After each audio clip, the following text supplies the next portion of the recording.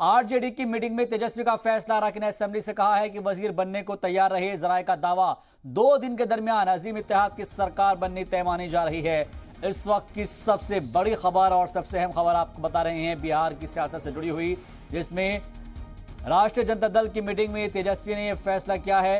अराकीन assembly से कहा है कि वजीर बनने के लिए तैयार रहे। जराये का दावा है 2 दिन के दरमियान अजीम इत्तेहाद की सरकार होगी।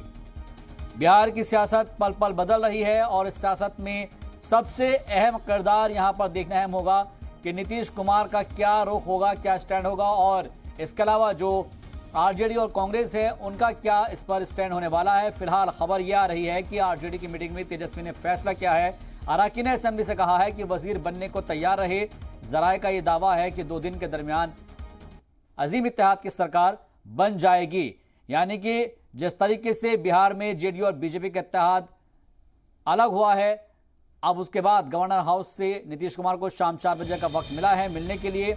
खबर यह भी आ रही है कि आरजेडी, कांग्रेस और लेफ्ट ने नीतीश कुमार की हिमायत में खत भी तैयार करके रखा हुआ है।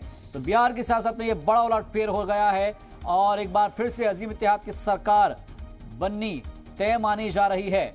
इस वक्त की सबसे बड़ी खबर और अहम खबर आप तक पहुंचा रहे हैं कि बिहार में जो सियासी उलटफेर हो रहा है उस पर पल पल की अपडेट वो सबसे पहले जी सलाम आप तक पहुंचा रहा है।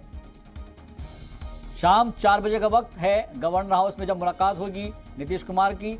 और सबसे अहम बात यह है कि जब अगर हिमायत की बात आएगी तो उसके लिए पहले से ही लेटर्स भी तैयार कर लिए गए हैं आरजेडी, कांग्रेस और लेफ्ट की तरफ से।